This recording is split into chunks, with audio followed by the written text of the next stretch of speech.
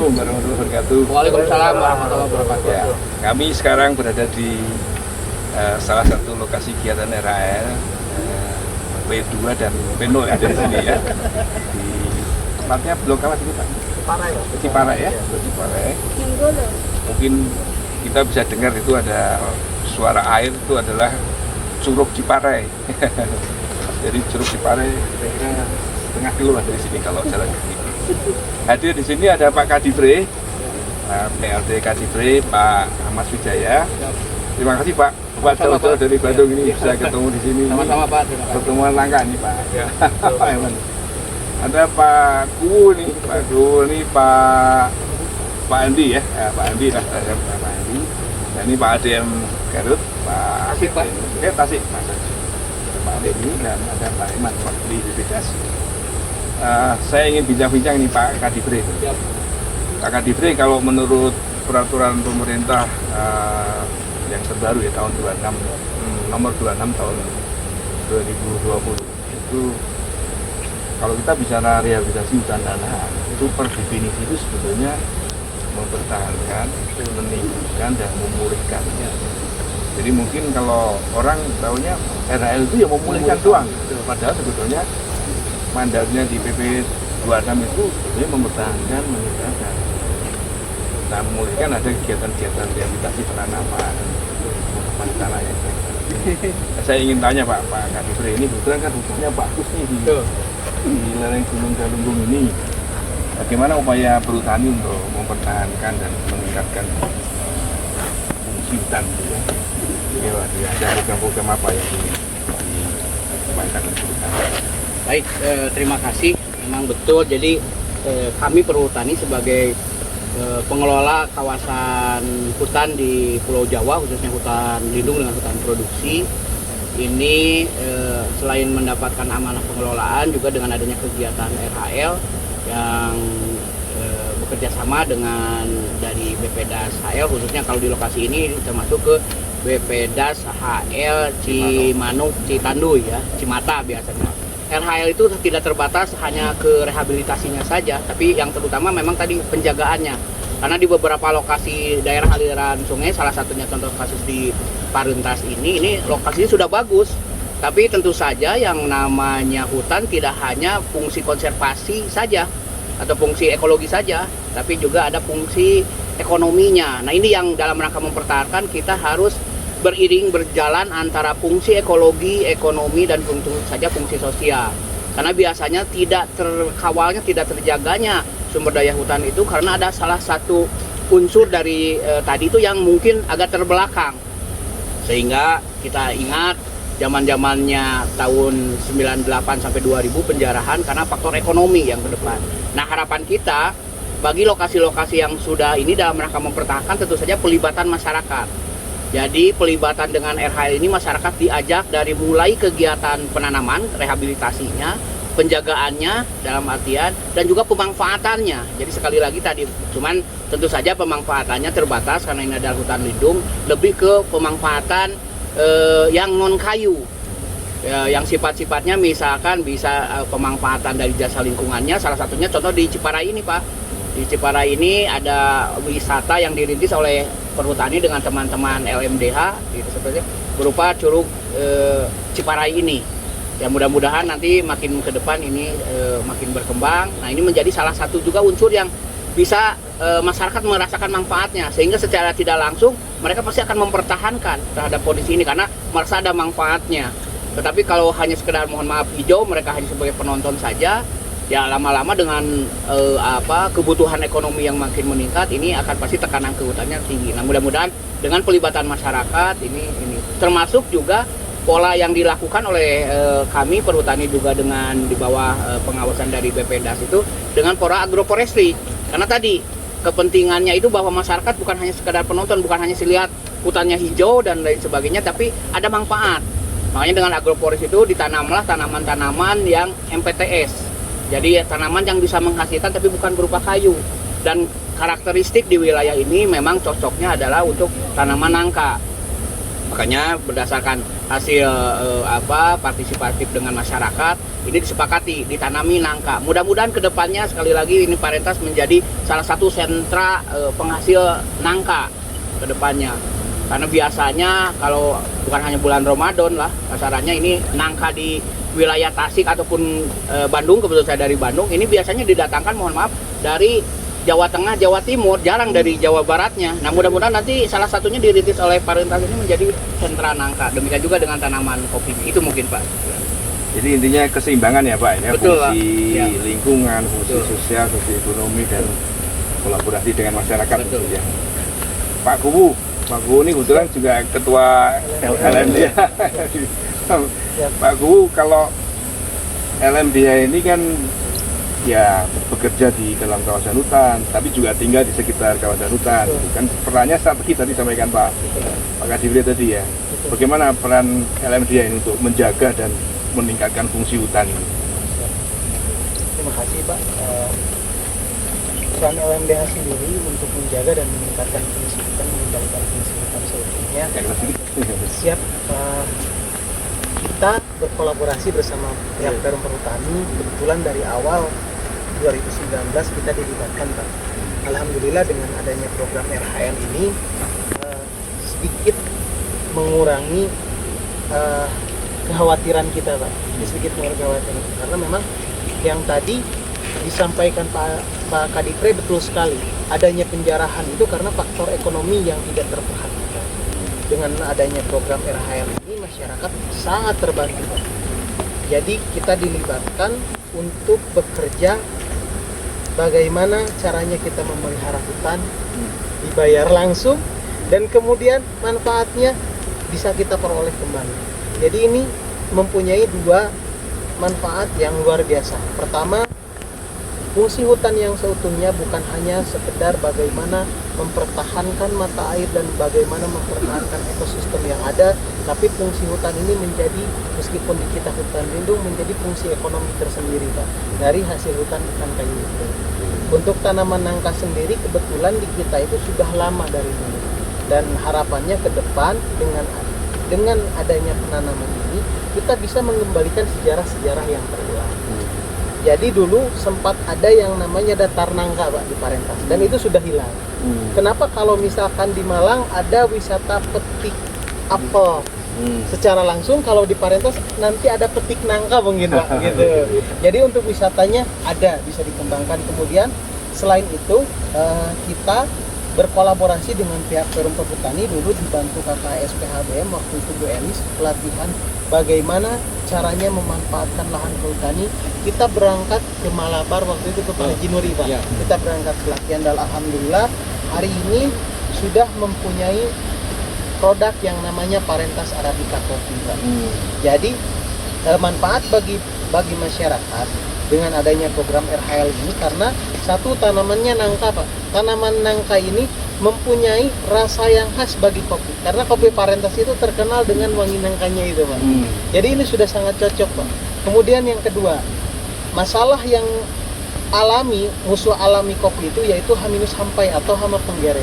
Satu-satunya hama penggerek yang mereka takuti dengan bau-bauan. Jadi dengan adanya tanaman suren ini sudah merupakan kolaborasi yang sangat luar biasa.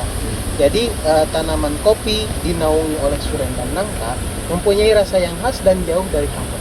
Jadi saya rasa program yang diusul oleh Kementerian Lingkungan Hidup dan Kehutanan ini yang dilaksanakan oleh Perhutani, diawasi oleh Bappedas ini sangat benar-benar tepat sasaran. Dikatakan tepat sasaran karena untuk Parentas sendiri kita 2017 fokus ke kopi Pak.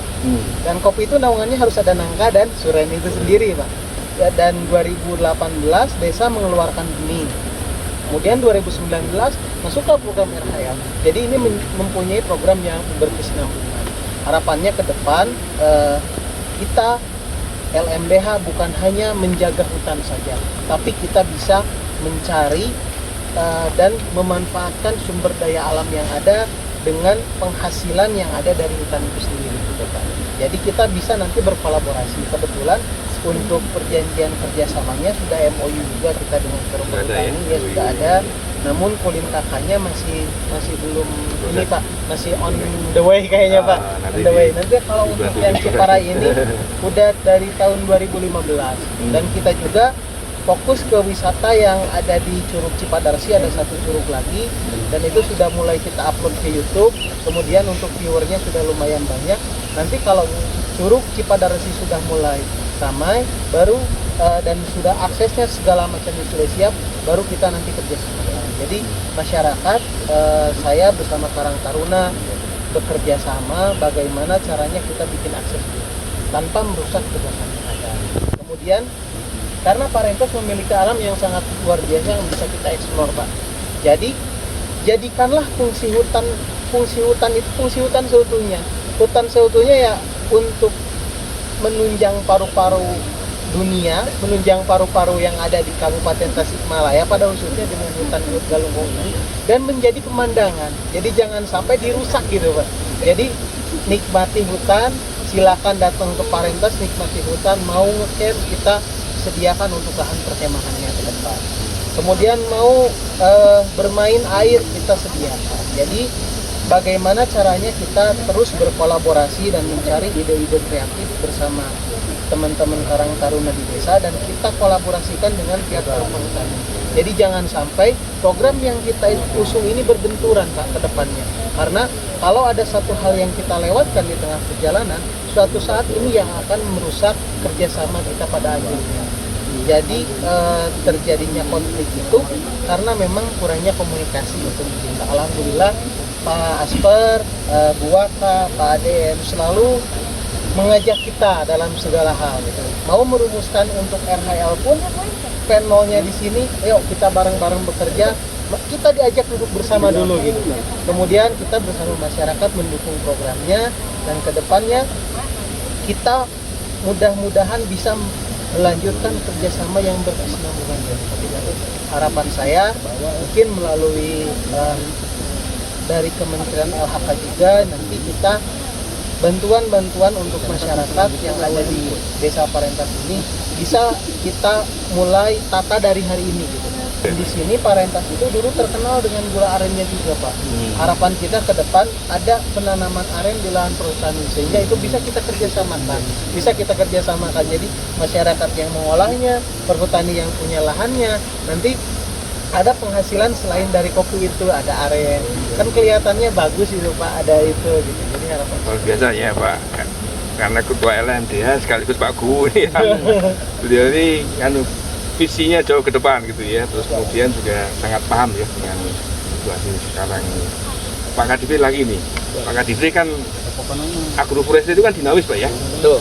Ketika awal-awal penanaman masih terbuka gitu kan, tertanami bawah tanaman bawahnya ada strata-strata yang bagus. Nah, apakah perhutani sudah mengantisipasi Pak? Kalau misalnya seperti disampaikan Pak Kuwu tadi kan keinginan masyarakat untuk mengembangkan visi bisnisnya dan sebagainya ini harus diantisipasi juga gitu kan supaya tadi mempertahankan dan meningkatkan fungsi hutannya itu kan. Apakah ada unsur risetnya atau apa ada unsur edukasinya ke depan dengan supaya masyarakat juga siap juga menghadapi dinamika secara alami gitu ya agroforestry ke depan. Baik, terima kasih. Jadi intinya di kami perhutani khususnya perhutani Jawa Barat dan Banten memang kami sebagai BUMN selain diamanatkan untuk mengelola juga dari sisi lain harus mendapatkan penghasilan. Penghasilan itu baik untuk menghidupi kami karyawan juga ada kontribusi buat negara. Kemudian dividen yang harus disetorkan oleh negara. Nah terkait dengan perubahan bisnis ini tentu saja tadi kita bagi kawasan hutan yang kita kelola itu terhadap fungsinya. Jadi setiap fungsi itu mempunyai strategi bisnis yang berbeda. Misalkan seperti tadi kalau hutan lindung mungkin lebih pendekatannya ke jasa lingkungan dan HBK. Sementara kalau hutan produksi dengan penghasilan kayunya. Nah terkait dengan yang tadi, jadi memang kita juga melihat karakteristiknya. Misalkan kalau di Paruntas itu hanya hutan lindung saja, nah kita dorong zona-zona mana saja yang dimanfaatkan sehingga tadi tidak sampai ke terjadi over lah karena kita juga tidak mengharapkan termasuk tadi betul. Jadi kita juga harus meneliti sejauh mana kemampuan dari suatu produk. Nah, salah satunya misalkan kopi. Memang sekarang itu kopi lagi booming. Nah, itu juga yang harus kita perhatikan dari sisi pemasarannya seperti apa. Sehingga kami di Perhutani ini sudah juga mulai mencoba merintis dalam artian penggalangan kepada kopi-kopi yang ada di dalam kawasan hutan. Mungkin nanti akan coba kita menjadi salah satu optakernya, jadi membantu pemasarannya untuk Perhutani terkait dengan tanaman dari agroforestinya. Nah, terkait juga dengan tanaman yang lainnya, coba kita juga mulai melakukan redesign. Jadi kalau bisnis kehutanan itu kan bisnis yang panjang, long term, tapi sekarang ada beberapa lokasi yang coba kita melakukan dengan short term, dengan jangka pendek. Mungkin di lokasi-lokasi yang memang hutan produksi. Kita sudah melakukan juga kegiatan penanaman dengan bioenergi tanaman, karena sekarang kan untuk kegiatan industri itu kelihatannya bahan bakar batu bara mulai sangat langka, menipis. Nah, mungkin ini antisipasi juga. Nah, nanti juga pelibatan masyarakat untuk kegiatan itu juga dibutuhkan, sehingga betul-betul memang ketika melakukan kegiatan bisnis kita melakukan dengan divisi manajemen resiko itu memperlihatkan seberapa jauh analisa usaha yang dibutuhkan untuk suatu produk. Memang kopi saat ini seperti yang tadi saya kemukakan masih booming, tapi pada kondisi berapa luasan yang harus tanaman kopi, jangan sampai nanti akhirnya karena terlalu booming harga jatuh sehingga masyarakat ini, itu yang salah satunya. Nah, demikian juga kegiatan-kegiatan lain, tapi insya Allah tetap apapun yang dilakukan oleh perhutani tidak bisa berlepas ataupun melakukan sendiri. Pelibatan masyarakat merupakan suatu keniscayaan yang kami lakukan, karena berdasarkan pengalaman kami sejak tahun 61 kita melakukan pengelolaan.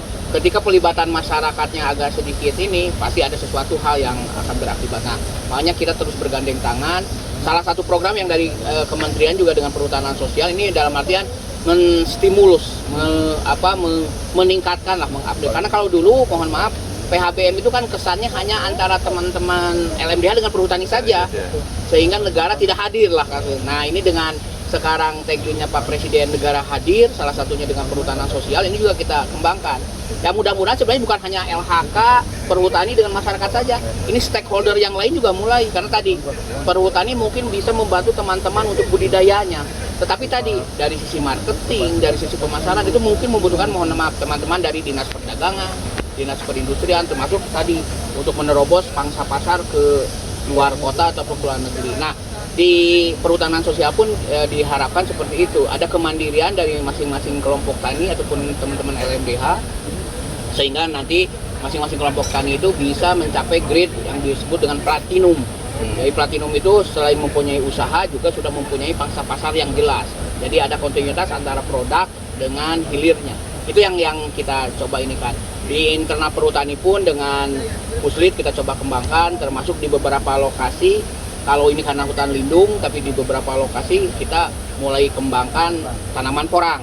Cuman memang kalau di lokasi ini kelihatannya nggak cocok karena ini. Nah, di lokasi-lokasi seperti Majalengka, Purwakarta, Indramayu kita dorong juga dengan tanaman porang karena pangsa pasarnya juga lumayan masih terbuka lebar.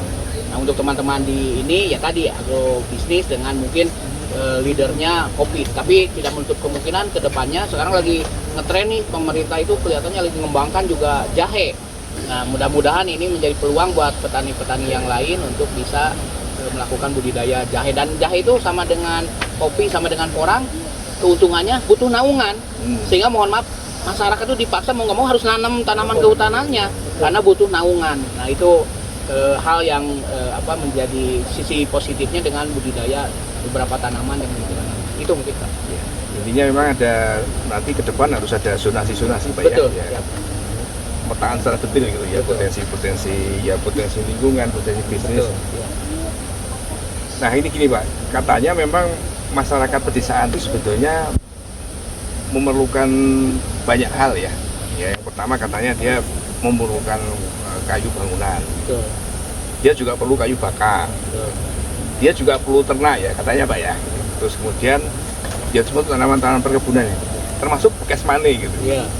Nah, ini kalau seperti itu Pak Guru kan tadi kan bicara kopi, jadi kalau kebutuhan-kebutuhan dasar masyarakat desaan yang lain tadi gimana cara sudah bagian dari desain desa ini gimana Pak? Kebetulan Pak, yang program RHL 2019 itu kan ada zonasi-zonasi yang ditanami sama rumput juga Pak.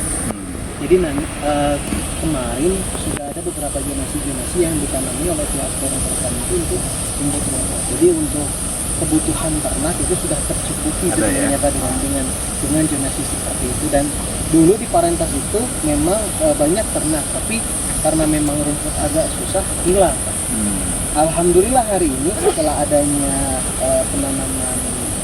penanaman rumput gajah itu, rumput gajah ya mulai ternak hidup kembali.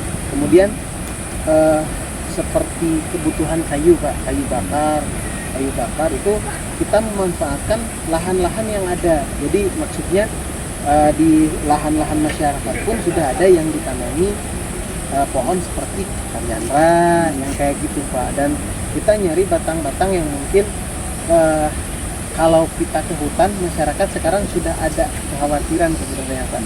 Gitu. Dan untuk bahan material saya rasa untuk Parentas juga untuk bahan material rumah sudah agak modern Pak hari ini.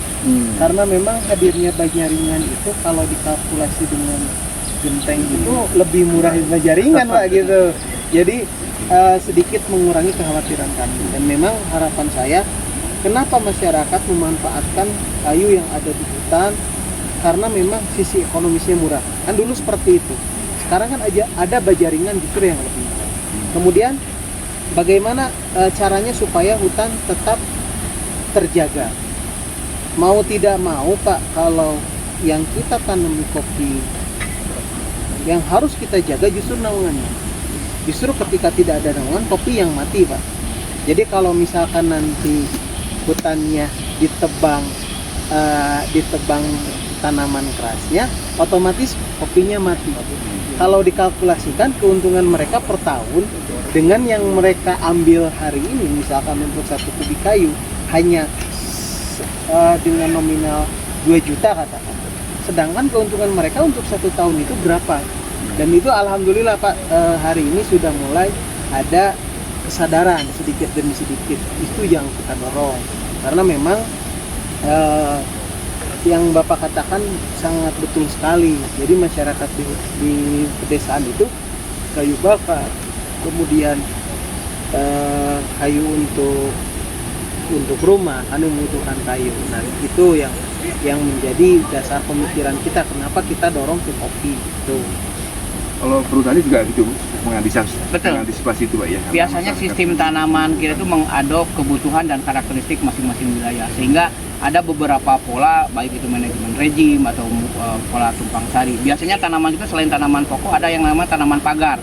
Nah, salah satunya tanaman pagar itu biasanya bisa dimanfaatkan oleh masyarakat, misalkan dengan kaliandra atau cakbreng lah kalau istilah Sundanya. Nah itu maksudnya sehingga kalau dipangkas tetap tumbuh lagi, tapi untuk kebutuhan yang jangka pendek masyarakat seperti ini, rantingnya kan bisa diambil menjadi kayu bakar kalau yang masih menggunakan kayu bakar, dan daunnya sebenarnya juga bisa buat pakan ternak. Selain juga tadi di beberapa strip ini, selain untuk mengantisipasi terhadap runoff aliran air, juga ditanami rumput itu supaya pada posisi tertentu bisa diambil manfaatnya buat teman-teman yang melakukan kegiatan usaha di bidang ternak. Nah, ini harapan kita sebenarnya kearifan lokal yang dilakukan, kebetulan ini dekat dengan salah satu suku ataupun budaya adat tua di Jawa Barat, suku Naga. Ya. Nah, itu menjadi juga pengingat buat kami yang melanjutkan bahwa yang namanya leuweung itu terbagi 3, ada leuweung larangan, leuweung tutupan, dan leuweung baladaheun. Jadi istrinya leuweung larangan itu yang memang terlarang, memang mungkin karena curam dan lain sebagainya, atau mungkin kalau saat ini kalau di kita namanya adalah hutan yang konservasi lah. Nah, sementara leuweung tutupan ya hutan lindung itu, jadi pemanfaatannya terbatas. Nah, sementara leuweung baladaheun yaitu hutan produksi. Jadi kearifan lokal seperti itulah yang memang kembali kita lakukan dengan tentu saja dimodif dengan kebutuhan kekinian gitu, seperti itu, sehingga lokasi-lokasi yang bisa jasa wisata kita kembangkan wisata, tidak masalah, dengan tetap menjual tapi menghasilkan tadi, karena betul sisi ekonomi juga tetap menjadi ini, karena jangka pendek itu ini. Nah, misalkan seperti teman-teman nanam kopi, mungkin bagi yang baru nanam kopi tadi kebutuhan untuk jangka pendeknya seperti apa, mungkin bisa dengan tanaman di halaman-halaman rumahnya dengan yang jangka pendek, sambil kopi mungkin sampai 2 atau 3 tahun kemudian bisa menghasilkan. Jadi betul tadi pola-pola itu sangat dipengaruhi oleh karakteristik di wilayahnya masing-masing. Nah, mudah-mudahan sebenarnya kearifan lokal itu dipunyai oleh semua, baik kami sebagai pelaksana, tentu saja masyarakat dan juga stakeholder yang lain. Cuman mungkin tinggal sebenarnya tadi mensatukan antara kepentingan masyarakat yang memang mungkin tidak bisa semuanya dipenuhi oleh hutan dengan stakeholder yang lain, betul. Karena ini yang menjadi PR besar kita. Ya, mudah-mudahan ego sektoral dari masing-masing departemen itu makin berkurang. Sehingga mudah-mudahan tadi bantuan-bantuan seperti yang disampaikan oleh Pak Kepala Desa Parentas ini, Pak Kuhu Parentas, ini bisa juga tersambungkan ke instansi yang lain. Karena seperti akses jalan dan lain sebagainya mungkin terlalu berat kalau buat kami perhutani ataupun mungkin LHK untuk ini. Mudah-mudahan ini didengar juga oleh teman-teman PUPR. Jadi perhutanan sosial, kalau saya boleh mencontohkan contoh yang bagus, ada kolaborasi hampir dari 39 lembaga dan kementerian negara. Contoh kasus seperti yang di Muara Gembong, PUPR-nya membuat akses jalan untuk angkutan dan lain sebagainya, sehingga memudahkan dan harga juga tidak jatuh. Di sisi lain juga mulai melakukan kegiatan normalisasi dari aliran sungainya dan lain sebagainya. Nah, mudah-mudahan ini juga bisa dilakukan di lokasi-lokasi yang lain, sehingga pemberdayaan masyarakat desa sekitar kawasan hutan itu bisa segera tercapai. Tagline Pak Kuhu memang betul, jadi dengan hutan lestari masyarakat sejahtera ini menjadi impian kita semua. Terima kasih Pak Kadifre, Pak Kuhu, Pak Adrian, ya, Eman. Jadi kita baru saja berbincang-bincang